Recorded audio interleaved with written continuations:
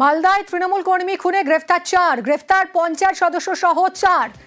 কথা বলবো সেবকের সঙ্গে। সেবক, এই 4 জন কারা, কি কারণে খুন করেছিল, কি জানা যাচ্ছে? একদমই দেখো, গত বৃহস্পতিবার রাতে একটি ইংরেজ বাজারের লক্ষ্মীপুরে একটি জন্মদিনের অনুষ্ঠানে যোগ দিতে এসে খুন হন মানিকচকের গোপালপুরের তৃণমূল কর্মী আবু কালাম আজাদ, যিনি একই সঙ্গে জমি জায়গা সংক্রান্ত ব্যবসাও করেন। এই খুনের ঘটনায় 4 জনকে গ্রেপ্তার করে আজকে মালদা আদালতে তুলেছে পুলিশ। এর মধ্যে রয়েছে মূল অভিযুক্ত কাজীগ্রাম গ্রাম পঞ্চায়েতের সদস্য মাইনুল শেখ, তার ভাই সাইদুল শেখ, এছাড়াও তার আরো 2 ঘনিষ্ঠ। সব মিলিয়ে 4 জনকে আজকে আদালতে তুলে 7 দিনের হেফাজতে নেওয়ার আবেদন জানিয়েছে পুলিশ। প্রাথমিক তদন্তে পুলিশ যেটা জানাচ্ছে যে জমি জমা সংক্রান্ত বিবাদ ছিল এই দুজনেরই। এর পাশাপাশি এই যে আবু কালাম আজাদ, তার স্ত্রী শিউলি খাতুন, যিনি এই দিনে ঘটনায় জখম হন, তার ডাক নাম পাখি, এই শিউলি খাতুন ওরফে পাখির সঙ্গে আইনুলের ছেলে সম্পর্ক তৈরি হয়েছিল। সেই সম্পর্ক টেকেনি। এরপরই মাস 2 আগে আবু কালাম আজাদ তাকে বিয়ে করে। এই নিয়ে তিক্ততা আরো বাড়ে। এই পরিস্থিতিতে এই আবু কালাম আজাদ যখন স্ত্রীকে নিয়ে এই জন্মদিনের পার্টিতে যোগ দিতে আসে এই মাইনুল শেখের পাড়াতে, সেই সময় তাকে ঘিরে ধরে খুন করা হয়। মনে করা হচ্ছে যে জমি জায়গা সংক্রান্ত বিবাদের পাশাপাশি এই সম্পর্কজনিত কারণও রয়েছে। অনেক ধন্যবাদ সেবক।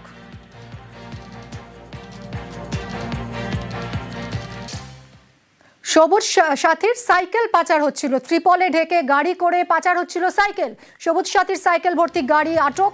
গ্রামবাসীদের ফাঁসি দেওয়ার বাংলায় বিহার সীমানায় আটক হলো গাড়ি। বিহারে পাচারের ছক রুখলেন গ্রামবাসীরা। কথা বলবো বিশ্বজিতের সঙ্গে। বিশ্বজিৎ, গ্রামবাসীদের সন্দেহ হলো কিভাবে যে সবুজ সাথীর সাইকেল পাচার হচ্ছে? দেখো, ভুটভুটি গাড়িতে যেভাবে ট্রিপল ঢাকা অবস্থায় যাচ্ছিল তাতে কিন্তু সন্দেহ প্রকট হচ্ছিল গ্রামবাসীদের। এই মুরলীগঞ্জ এলাকা মূলত পাশেই রয়েছে বিহার সীমান্ত, আর এই ট্রিপল ঢাকা গাড়িতে দেখেই কার্যত সন্দেহ হয় এবং সেই সন্দেহ অবস্থায় যখন হাত দেয় স্থানীয় বাসিন্দারা, সেই সময় কিন্তু সবুজ সাথী সাইকেলের যে নাম প্লেট তা কিন্তু দেখা যায় এবং শেষ মুহূর্তে গোটা গ্রামবাসী ঘিরে ফিরে তারা কিন্তু দেখে যে প্রায় গোটা কয়েক 18খানা সাইকেল তা কিন্তু নিয়ে যাওয়া হচ্ছে। পরবর্তীকালে কিন্তু তারা পুলিশকে খবর দেয় এবং পুলিশ ঘটনাস্থলে আসতেই সেই ভুটভুটি চালককে জিজ্ঞাসাবাদ করে কিন্তু গোটা তথ্য জানতে পারে যে চোপড়া থেকে এই সাইকেল চুরি করে তা কিন্তু বিহারের উদ্দেশ্যে পাচার করা হচ্ছিল। তার সেফ রুট ধরা হচ্ছিল এই মুরালিগঞ্জের মাধ্যমে, কারণ মুরালিগঞ্জ থেকে কয়েক মিনিটের মধ্যে কিন্তু বিহার সীমান্ত, আর এই বিহার সীমান্তে কিন্তু গলগলিয়া হাটে এই সাইকেলগুলোকে নিয়ে যাওয়া হচ্ছিল। এ থেকেই প্রশ্ন উঠছে যে নবম ও দশম শ্রেণীর শিক্ষার্থীদের জন্য রাজ্য সরকার সাইকেল প্রদান করে, সবুজ সাইকেল, এবং সেই সাইকেল চোপড়া থেকে চুরি করে তা কিন্তু বাংলা হয়ে একেবারে বিহারে পাচার হচ্ছে। হচ্ছিল, যদিও সেই ছক বানচাল করেছেন গ্রামবাসীরাই। বেঙ্গলের সাইকেল, স্কুলের সাইকেল, এটা বিহার কেন যাবে? বিহার ওনাকে বললাম যে নিয়ে যাচ্ছে, ওরা বলে যে আমি চোপড়া থেকে আনছি। তারপরে বলে কোথায় নিয়ে যাচ্ছে? বলে ঠাকুরগঞ্জ। আমাকে তো স্কুলের সাইকেল, চুরি সাইকেল বলে এটা আমি জানি না। এই জন্য আমরা এখানে আটকালাম না। এর জন্য আমি 3 দিন দেখছি। আরো আলিপুরদুয়ারে পর্যটনে নয়া উদ্যোগ, উৎকর্ষ বাংলার উদ্যোগে প্রশিক্ষণ দেওয়া হচ্ছে টুরিস্ট গাইড তৈরির প্রশিক্ষণ শিবির। কি হবে এই শিবিরে, কথা বলবো। রাজকুমার রয়েছে আমার সঙ্গে। রাজকুমার, দেখো রাজ্য সরকারের পক্ষ থেকে বলা হচ্ছে যে আলিপুরদুয়ার জেলায় পর্যটনের প্রচুর সম্ভাবনা রয়েছে। এখানে জলদাপাড়া, বক্সা টাইগার রিজার্ভ সহ চা বাগানের পর্যটনের কর্মসংস্থানের প্রচুর সুযোগ রয়েছে, কিন্তু এখানে শিক্ষিত গাইড অর্থাৎ টুরিস্ট গাইডের অভাব রয়েছে। এই যে এই অভাব পূরণ করার জন্যই শিক্ষিত ছেলে মেয়েদের রাজ্য সরকারের উৎকর্ষ বাংলার পক্ষ থেকে একটি বেসরকারি সংস্থার সাথে যোগ বেঁধে প্রশিক্ষণ শিবিরের আয়োজন করা হয়েছে। কতদিনের হবে এই শিবির আর কবে থেকে শুরু হবে? দেখো মিমি, এটা গতকালকে উদ্বোধন হয়েছে, আজ থেকে এই প্রশিক্ষণ শুরু হয়ে গেছে। 75 দিনের অর্থাৎ 300 ঘন্টার প্রশিক্ষণ।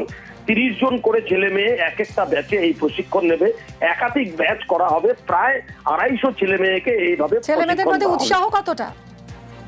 প্রবল উৎসাহ মিলি। তার কারণ হচ্ছে প্রচুর বেকারের সংখ্যাও এখানে বেশি এবং অন্য কোনো কর্মসংস্থানেরও সেই রকম সুযোগ নেই, এবং এখানকার ছেলে মেয়েদের রক্তে একদমই। রাজকুমার, অনেক ধন্যবাদ। কারণ এই শিবিরের শেষে চাকরির সুযোগ থাকছে, কর্মসংস্থানের সুযোগ থাকছে, তাই স্বভাবতই খুব খুশি আলিপুরদুয়ারের ছেলেমেয়েরা যারা এই শিবিরে যোগ দিয়েছেন।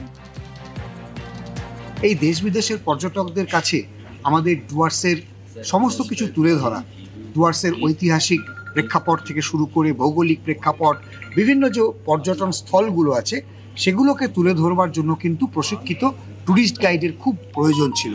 এই প্রথম আমাদের পশ্চিমবঙ্গ সরকারের উদ্যোগে উৎকর্ষ বাংলার তরফে আলিপুরদুয়ার জেলার বেকার যুবক যুবতী শিক্ষিত যারা আছেন তাদেরকে ট্যুরিস্ট গাইড হিসেবে তুলে ধরবার জন্য, কেরিয়ার হিসেবে তারা যাতে এটা গ্রহণ করতে পারে তার জন্য তাকে বিশেষ প্রশিক্ষণ দেওয়ার ব্যবস্থা হয়েছে। তারা তাদের কমিউনিকেশন স্কিলটাকে ঠিকঠাক করুক এবং পর্যটনকে তারা কেরিয়ার হিসেবে গ্রহণ করুক। আমাদের ব্যাচ অ্যাকচুয়ালি হয় 30 জন করে। তো আমরা মোবিলাইজেশন করার পর আজকে দেখছি ভালো এখানে স্টুডেন্টরা আছে এবং আমরা চেষ্টা করছি কি প্যারালালি 2টা ব্যাচ রানিং করার পরে। এবং রিসেন্টলি আমাদের কাছে বিভিন্ন জায়গা থেকে বা বিভিন্ন ব্লক থেকে আরও রিকোয়েস্টগুলো আসছে, যেহেতু ভালোভাবে ওটা প্রচার হয়েছে, মোবিলাইজেশন হয়েছে। সো আমরা এই ব্যাচটাকে কমপ্লিট করার পর সেকেন্ড আবার কন্টিনিউটা করব with full knowledge, historical, geographical বা সব দিক দিয়ে ব্যাচ লাগে, তার জন্য আমরা তাদের তৈরিটা এখন থেকে করছি। নিউজ 18 বাংলার খবরের খবরের 24 ঘন্টার মধ্যে চালু ফেরি পরিষেবা। বন্ধ ছিল মৌসুমীর পাঁচুগোপাল খেয়াঘাটের ফেরি পরিষেবা। এক সপ্তাহেরও বেশি সময় ধরে বন্ধ ছিল এই ফেরি সার্ভিস। ফলে অন্য পথ দিয়ে অনেকটা ঘুর পথে যেতে হচ্ছিল, হয়রানির শিকার হচ্ছিলেন মানুষ। আমরা এই খবর দেখাই এবং তারপরই ব্যবস্থা নেওয়া হলো। কথা বলবো বিশ্বজিতের সঙ্গে। বিশ্বজিৎ, কি বলছেন এলাকার মানুষ, তারা কতটা উপকৃত হলেন? একেবারে 3টে গ্রামের মানুষ কিন্তু এই মুহূর্তে উপকৃত হলেন। তারা নিউজ 18 বাংলাকে ধন্যবাদ জানিয়েছেন। 7 দিন ধরে এই ঘাটটি বন্ধ হয়ে পড়ে রয়েছে এবং তাদের যাতায়াতের চরমভাবে তারা সমস্যার মধ্যে পড়ছিলেন। এবং এই খবর দেখানোর পর একেবারে 24 ঘন্টার মধ্যে কিন্তু ব্লক প্রশাসন নড়ে চড়ে বসে এবং আজকে সকাল থেকে এই ফেরি পরিষেবাটি কিন্তু স্বাভাবিক করে দেওয়া হয়েছে এবং আগামী দিনে যাতে এই পরিষেবা স্বাভাবিক থাকে সেই দিকেও কিন্তু নজর রাখা হচ্ছে। ধন্যবাদ বিশ্বজিৎ। এক সপ্তাহ ধরে আমাদের ঘাটের পরিষেবা এখানে বন্ধ ছিল। ট্রলার যাতায়াত করতে পারতো না, মানুষের প্রচুর অসুবিধা হতো। অসুখ বিসুখ হলে মানুষ আধ ঘন্টা 45 মিনিট ধরে, তাও যাতায়াতের প্রচুর রাস্তা খারাপ দিয়ে পারাপার হতো। এখন নিউজ 18 খবর দেখানোর পর আমরা সুষ্ঠুভাবে যাতায়াত করছি, প্রশাসন থেকে ব্যবস্থা নিয়েছি এবং নিউজ 18কে আমরা ধন্যবাদ জানাই। বছর ভর যাতে 3 ফসলি চাষ করা যায় সেজন্য সৌর সেচ প্রকল্প চালু হচ্ছে ধূপগুড়ির দক্ষিণ ধুমপাড়ায় 8টি সৌর সেচ প্রকল্প। আরো বিশদে জানাবে রকি, রয়েছে আমার সঙ্গে। রকি, মিমি দেখো, বছর ভর 3 ফসলি চাষ নিশ্চিত করতে কিন্তু আংলাভাষা 2 নং গ্রাম পঞ্চায়েতের দক্ষিণ ধুমপাড়া এলাকাতে 8টি সৌরচালিত প্রকল্প চালু করেছে। এই প্রকল্পগুলি উদ্বোধন হয়েছে এদিন। গত মাসে সেখানে পশ্চিম খয়েরঘাটা, দক্ষিণ ধাসমারি এবং উত্তর ধুমপাড়া এলাকায় 9টি প্রকল্পে চালু করা হয়েছিল। পশ্চিমবঙ্গ সরকারের জলসম্পদ অনুসন্ধান ও উন্নয়ন দপ্তরের আধুনিক প্রকল্পের মাধ্যমে কাজগুলি করা হয়েছে। সব মিলিয়ে মোট 19টি প্রকল্প চালু হবে এই এলাকায়। এদিন 8টি প্রকল্প উদ্বোধন করে জলপাইগুড়ি জেলা পরিষদের বন ও ভূমি কর্মাধ্যক্ষ গণেশ রায়, ঢাকা পঞ্চায়েত সমিতির সভাপতি উপস্থিত ছিলেন এবং এক একটি প্রকল্পে 9,60,000 টাকা করে খরচ হয়েছে বলে জানা গিয়েছে এবং এই প্রকল্পের মাধ্যমে গোটা গ্রামের শয়ে শয়ে মানুষ উপকৃত হবে বলে জানিয়েছেন। অনেক ধন্যবাদ রকি, ধন্যবাদ।